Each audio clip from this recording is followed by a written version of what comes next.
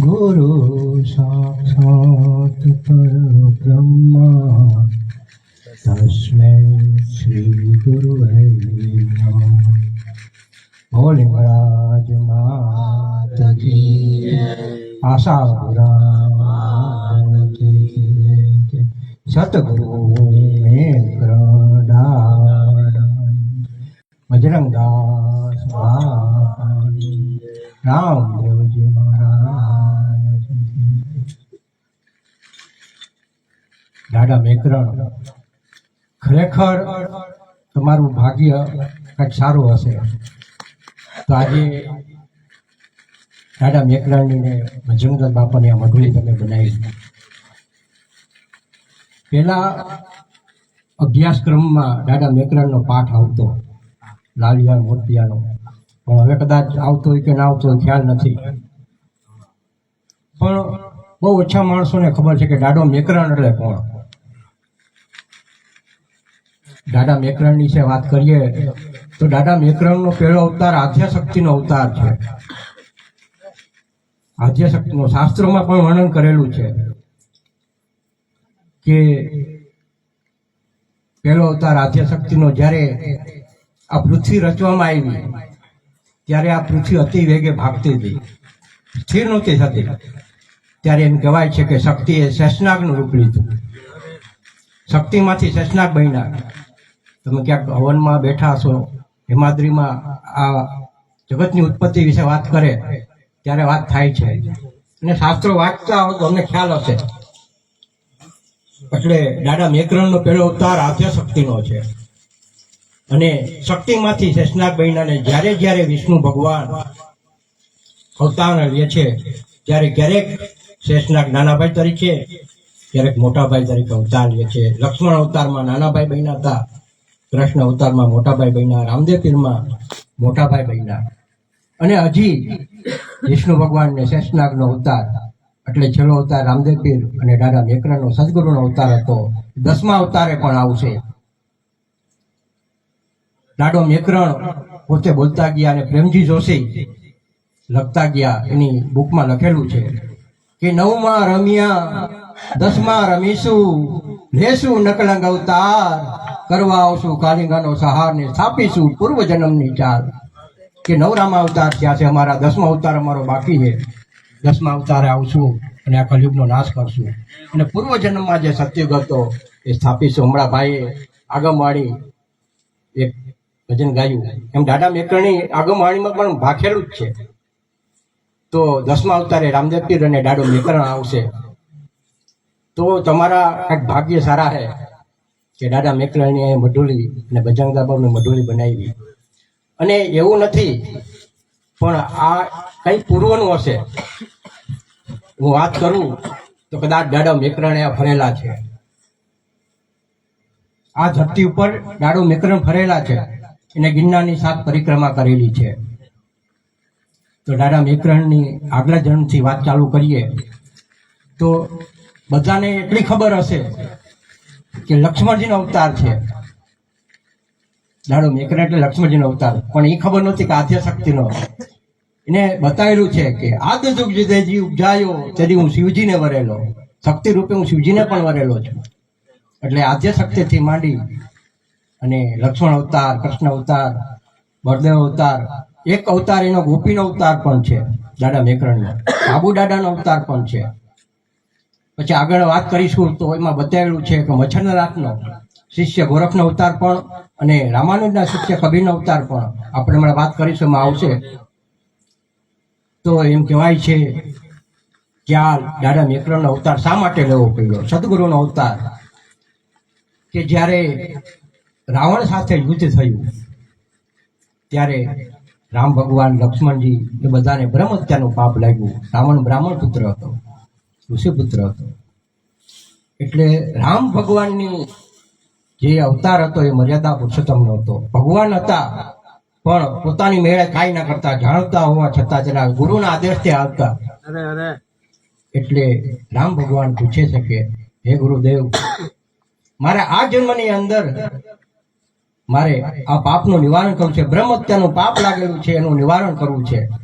ત્યારે ગુરુ કહે છે કે ઉત્તર પશ્ચિમમાં જે હિંગળાજ માતાજી છે, હિંગળાજ માતાજીને તમે પરસી આવો એટલે પાપનું નિવારણ થઈ જાય. એટલે હિંગળાજ જાત્રા આપણે કહીએ છીએ, 4 ધામની જાત્રા, પણ છેલ્લી અંતિમ યાત્રા એ હિંગળાજ છે. અને હિંગળાજ પરસવું કહેવાય કે માતાજીના દેહમાંથી, ઉદરમાંથી પસાર થાય છે અને બીજો જન્મ થાય છે. અને ત્યાં તમને ગરસુંદી પાવામાં આવે અને ઠુમડાની માળા પહેરાવવામાં આવે છે. પાપનો નાશ થાય છે અને જે તમારું પુણ્ય છે ભેગું રહે છે. એટલે રામ અને લક્ષ્મણ, નલ, નીલ એ બધાને બ્રહ્મહત્યાનું પાપ લાગ્યું હતું. એ હિંગળાજ પરસવા માટે જે હાલમાં પાકિસ્તાનમાં છે, બલુચિસ્તાન એરિયામાં, એટલે દક્ષિણ સાઈડ જે લંકા છે ત્યાંથી નીકળે છે. ફરતા ફરતા જો આ જ્યાં પનગરા છે એની વાત કરીએ કે આ મઢુલીને આપણે શા માટે આવું, કદાચ તમારા વિચાર આવ્યા હોય અને તમે બનાવ્યું હોય, પણ એ વિચારે એમનેમ નથી આવતા. તો અહીંયા દાડો વિક્રમ ફરેલા છે અને લક્ષ્મણજી પણ આવેલા છે. એટલે આપણે આ જગ્યાની વાત કરવાની છે. એટલે રામ લક્ષ્મણ એ ફરતા ફરતા ફરતા સર્ભંગ ઋષિનો ધૂણો, જે હાલનું પરબધામ છે, એ પરબધામમાં સર્ભંગ ઋષિ 1000 વર્ષ તપ કરીને બેઠા હતા. એને ખબર હતી કે રામ આવશે અને રામના હાથે મારો ઉદ્ધાર થવાનો છે, પણ લક્ષ્મણજીને ખબર નહોતી કે આ કોણ છે.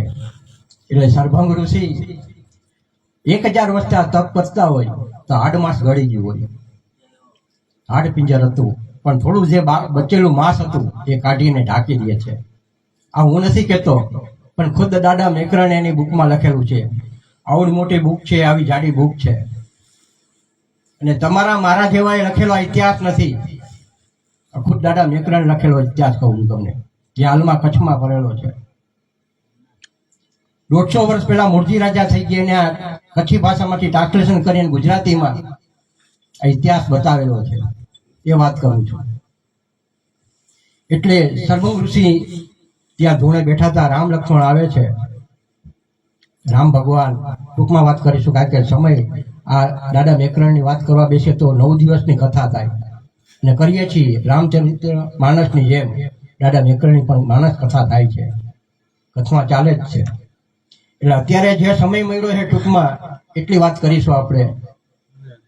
પછી એવો સમય મળશે તો આગળ આવીશ અને એના પરચા, અનેક પરચાઓ છે, એના વિશે વાત કરીશું. તો આપણે અત્યારની વાત કરવાની છે નહીં. તો સર્ભંગ ઋષિને હાથ ફેરવવા માંડ્યા તો લક્ષ્મણજીને વિચાર આવે છે. અત્યારે કેમ હું વાત કરતો હોઉં ને આમાંથી વિચાર કરતા હોય, તો એ તો ભગવાન હતા. ભગવાનને ખબર પડી જાય કે લક્ષ્મણજીને શંકા જાગી છે. ત્યાં ભગવાન ઉઠી અને 8 પિંજરની સેવા કરે છે. આ કોણ હશે? ત્યારે રામ ભગવાન લક્ષ્મણજીને કહે છે કે લક્ષ્મણ, તું વિચાર કરમાં આ કોણ છે, જો તું આ કોણ છે. એટલે 8 ફેરવે છે.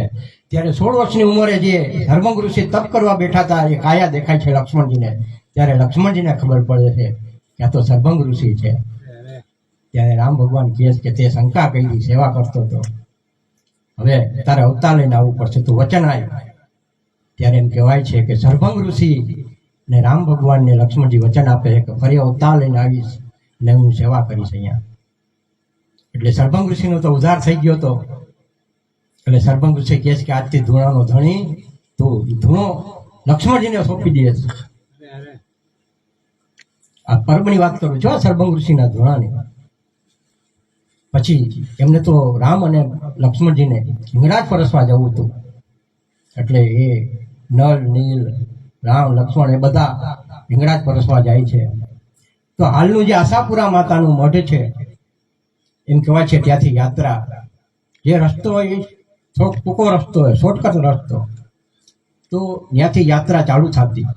અને એમ કહેવાય છે કે હિંગળાજ માતાજીએ પોતાના દેહમાંથી, એટલે શરીરમાંથી 2 ભાઈઓને ઉત્પન્ન કરેલા, લાલુ જસરાજ કાપડી. અને એ કાર્ય સોંપેલું કે જો કોઈ પણ અહીંયા આવે, હિંગળાજ પરસવા, મને પરસવા આવે તો કાપડી ભેખ, અમારો જે ભેખ છે કાપડી ભેખ, એ ફરજિયાત પહેરાવો. અને હાલમાં પણ અત્યારે પણ કોઈને હિંગળાજ પરસવા જવું હોય તો કાપડી ભેખ ફરજિયાત છે. અને જીના મંત્ર જ્યાં લખ્યો છે ને જેના મંત્ર લેવો પડે, ફરજિયાત છે. ત્યારે એ સમયની અંદર રામ ભગવાનને લક્ષ્મણજીના આગવા લાલુ જસત કાપડી બન્યા હતા.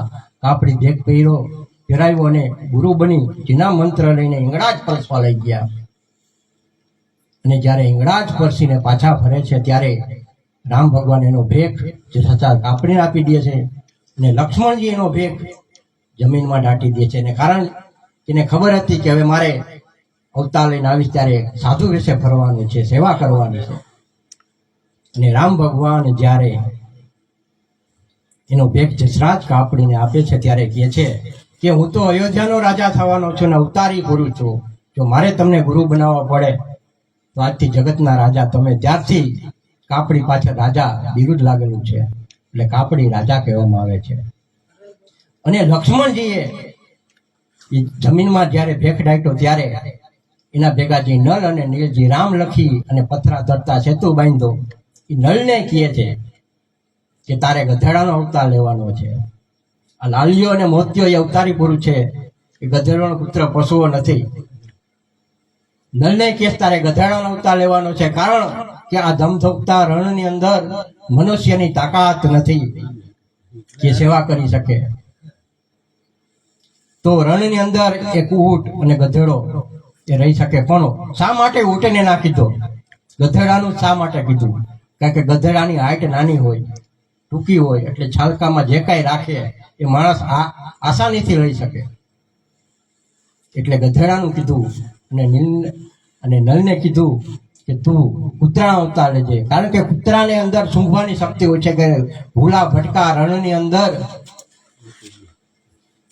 જે માણસો ભટકતા ભૂખે ને તરસા મરી જાય છે એને ગોતવાનું કામ તારે કરવાનું છે. એટલે નળ અને નીલનો અવતાર છે લાલિયો અને મોતિયો. એની પણ માનતા એવું ચડે છે, ટાઢિયો તાવ આવે તો એને માનતા કરો એટલે ટાઢિયો તાવ ઉતરી જાય છે. એટલે એ પણ નળ અને નીલના અવતાર છે. પછી સમય જાતા લક્ષ્મણજી કચ્છની અંદર ખોંભડી ગામ છે, જ્યાં પાટી રજપૂત, અહીંયા જાજી વસ્તી પાટી રજપૂતોની છે. કારણ કે જ્યાં એને ભેખ દાટેલો એ જગ્યાએ હરદોજી નામના પાટી રજપૂત રહેતા. અને એ પણ બહુ કામ કરતા. આવતા જતા નારાયણ સરોવર, કોટેશ્વર માતાના મઠ જે યાત્રાળુ નીકળતા એમને એ રોટલો ખુરમો ખવડાવતા, કચ્છી ભાષામાં ખુરમો કહે, એને ખવડાવતા અને બહુ સેવાના કામ કરતા. એટલે દાદા મેકરણે એ જગ્યા ઉપર એમના ઘેર, એના માતાજીનું નામ ભબાબાઈ અને પિતાનું નામ હરદોરજી, એમના ઘેર અવતાર ધારણ કરે છે લક્ષ્મણજી. અને 12 વર્ષની, ટૂંકમાં વાત કરી દઉં, 12 વર્ષની ઉંમરે દાદો મેકરણ ફરી માતાના મઢ જાય છે. અને ત્યારે એ સમયની અંદર ગંગા રાજા કાપડી એના ગાદીપતિ હતા અને એની પાસે દીક્ષા લે છે. એમને સાધુ બનાતું નથી, ભલે ભેખ પૂર્વજન્મનો હતો, પણ ગુરુ વિના, એટલે એને ગુરુ ધારણ કરી અને ફરતા ફરતા ફરતા દાડો મેકરણ 12 વર્ષથી ત્યાંથી નીકળ્યા અને ફરતા ફરતા ફરી એનો લક્ષ્ય હતો સરભંગ ઋષિનો ધૂણે આવી અને સેવા કરવાનો. એટલે 16 વર્ષની ઉંમરે દાડો મેકરણ આ પરબધામ જે સરભંગ ઋષિનો આશ્રમ છે ત્યાં આવે છે. દાડો મેકરણ એ ધૂણો ચેતવી અને તપ કરે છે. એટલે એ સમયની અંદર જે નાથ સાધુ, દશનામ સાધુ અહીંયા વિચારતા, એટલે અહીંયા સત્સંગ કરવા દાદા મેકરણ સાથે બેસે છે. એટલે દાડો મેકરણ એમ વાત કરી, યુગે યુગે અવતારી, દરેક અવતારમાં વિષ્ણુ ભગવાન સાથે આવે છે. એટલે યુગે યુગે અવતારી યુગની વાતો કરવા માંડ્યા. ત્યારે આ સાધુને એમ થયું કે આ કાલ હવાનો બનેલો બાવો અને આ યુગે યુગની વાતો કરે છે, આપણે એની પરીક્ષા કરીએ. એટલે દાદા મેકરણની આ પરીક્ષા કરે છે. કે સાધુઓ કહે છે કે તમે આ યુગે યુગની વાતો કરો છો તો તમે એક કાર્ય કરી બતાવો તો સાચા માનીએ. એટલે એ જાણતા હતા અધર આકાશે જોડી અને લાલિયો ધોકો ફરતો, જે અત્યારે એમ કહેવાય છે ને કે અમરમાની દેવદાસ બાપુની જોડી, અમરમાની દેવદાસ બાપુની જોડી નથી, એ અધર આકાશે ફરતી. એટલે સાધુ એમ કહે છે દાદા મેકરણને કે આ લાલિયો ધોકો અને આ જોડી ઉતારી બતાવો તો તમને માનીએ. દાડો મેકરણ કે ભલે કાંઈ વાંધો નહીં, પણ દાડો મેકરણ પણ અવતારી પુરુષ હતા. એને વિચાર્યું કે એમને હાથ નખાય નહીં, એટલે એને ધ્યાન લગાવ્યું દાડા મેકરણે કે કેની છે જોડી, જોવા દો. ધ્યાન લગાવીને જોવે છે તો એ દત્તાત્રેય ભગવાને વેચતી મૂકેલી કે આ ઋષિ મુનિઓ જે સંતો અહીંયા તપ કરતા, અહીંયા વિચરતા, એને અન્ન પાણી પૂરા પાડતી, અને અસુરો જે સંતોને ઋષિ મુનિઓને હેરાન કરતા એને લાલિયો ધોકો દંડ આપતો. એટલે દત્તાત્રેય ભગવાન વિષ્ણુ ભગવાન અવતાર ત્રિગુણા સ્વરૂપમાં અનસૂયા માતાજીના ઘેર રોકાઈ ગયા. એ દત્તાત્રેય ભગવાન તો એ દાદા મેકરણના મોટા ભાઈ થયા. એટલે દાદા મેકરણે વિચાર્યું કે મારો મોટો ભાઈ મારી લાજ જરૂર રાખશે. પણ એમ કહેવાય છે કે એ જોડી અને ધોકાને 33 કરોડ દેવતાની તાકાત નહોતી કે ઉતારી શકે. એટલે દાદા મેકરણે કીધું કે હું તો મનુષ્ય અવતારમાં આવ્યો છું, હું એમને નહીં ઉતારું. કે ગિરનારની અંદર 33 કરોડ દેવતાનો વાસ છે, ત્યાં એની 7 પરિક્રમા કરી આવું અને પછી આવી અને આ જોડીને ધોકો ઉતારું. ત્યારે એમ કહેવાય છે કે દાડો મેકરણ આ ગિરનારની 7 પરિક્રમા કરવા નીકળેલા, અને એ સમયની અંદર કદાચ દાડો મેકરણ અહીંયા આવેલા હોય, એના પગલા અહીંયા થયા હોય, અને એ એના પ્રભાવથી તમારા મગજમાં એવા વિચારો આવ્યા હોય, અને બજરંગદાસ બાપાની દાડા મેકરણની અહીંયા મઢુલી બનાવી હોય. તો દાડો મેકરણ એ 7 પરિક્રમા કરી અને સર્ભંગ ઋષિના ધૂણે પાછા જાય છે, અને હાથ લંબાવી અને જોડી અને ધોકો ઉતારી. જેવો જોડી અને ધોકો ઉતારે ત્યાં તો આ સાધુને ખબર પડી જાય છે કે આ કોઈ સામાન્ય પુરુષ નથી, આ કોઈ અવતારી પુરુષ છે. દાડો મેકરણ એ જોડીને ધોકો ઉતારે છે. વહાં દત્તાત્રેય ભગવાનને ખબર પડી જાય છે કે વચન પ્રમાણે લક્ષ્મણ આવી ગયો છે હવે. એટલે દત્તાત્રેય ભગવાન પણ કામધેનુ કાવડ લઈ અને સર્ભંગ ઋષિના ધૂણે આવે છે.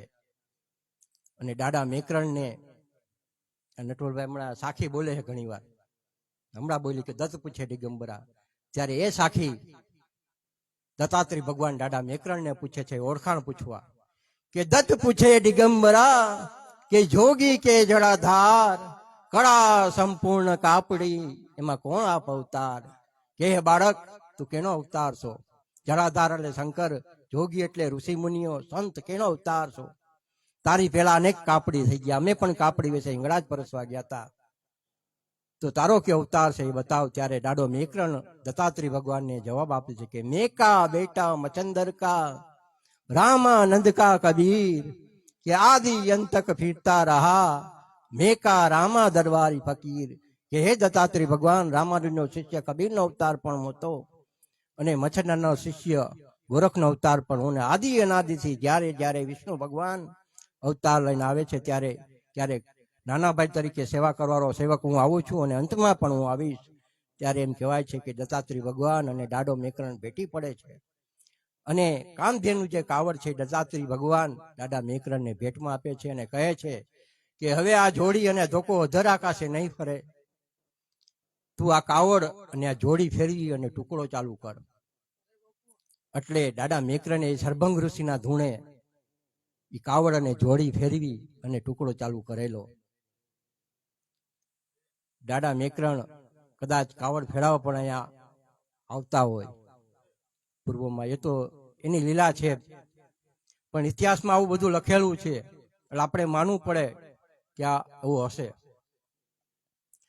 પછી દાદા મેકરણે એ કાવડ જોડી ફેરવી અને એની આ પાણી પાયા, ટુકડો ખવડાવ્યો, ત્યાંથી આ પરબ. અને પછી ઘેરામભારથી દેવદાસ બાપુને હુકમ કર્યો કે જા તું સર્ભંગ ઋષિના ધૂણે દાડો મેકરણ છે, અને હું તારા ગુરુ બનવા લાયક નથી, તારો ગુરુ દાડો મેકરણ બનશે. દાદા મેકરણની બુકમાં લખેલું છે કે મારા 42 શિષ્ય, એમાં 12 પરબે, 12 જંગમાં, 8 આડેસરમાં, 2 વિછિયામાં, 2 બીડ જપમાં, એ ટોટલ આવી રીતે 42 શિષ્યને એને ઉલ્લેખ કરેલો છે. એટલે દેવદાસ બાપુના ગુરુ દાડો મેકરણ છે, એના બુકમાં લખેલું છે. મારા તમારા જેવા ઇતિહાસકારોએ લખેલું નથી. હમણાં એક ગઢવી મળ્યા હતા મને જોગણીયા ડુંગરમાં, મને કે મારા દાદાએ પરબનો ઇતિહાસ લખેલો. પછી મારે એને ચર્ચા થઈ, મેં કહ્યું તારા દાદા નહીં, પણ એના કદાચ દાદાએ લખેલો હોય ને તો ઇતિહાસ ખોટો હોય, કારણ કે ઓરિજિનલ ઇતિહાસ આ કરશનદાસ બાપુ આગળ નથી, એ કચ્છમાં છે, દાદા મેકરણની જ્યાં સમાધિ છે ને. તો સૌરાષ્ટ્રની અંદર દાદા મેકરણની 6 જગ્યાઓ છે. એમાં પેલું પરબ, ખાન ખીજડીયા, વંથલી આગળ ખોખેડા, પછી બિલખા 12 વર્ષની ધૂણી, મોરબી આગળ દહીસરા અને કાલાવડ આગળ દાણીધાર, આ દાદા મેકરણની. અને 21 જગ્યા કચ્છની અંદર છે, અને એક જગ્યા છે એ વીડીજપ પાકિસ્તાનમાં છે. સમય મળશે એટલે એ પણ જગ્યાનો ઉલ્લેખ કરીશ કે ત્યાં પીરોને પરચા આપેલા દાદા મેકરણે, અનેક પરચાઓ આપેલા છે. સમય મળશે એટલે આપણે ક્યાંક વાત કરીશું. અત્યારે રાજુભાઈને ઘણા છે કલાકાર, એને સાંભળવા જ છે. તો અહીંયા મારા એ વાતને વિરામ આપું છું. બોલો દાદા મેકરણ જય. જીના જીના.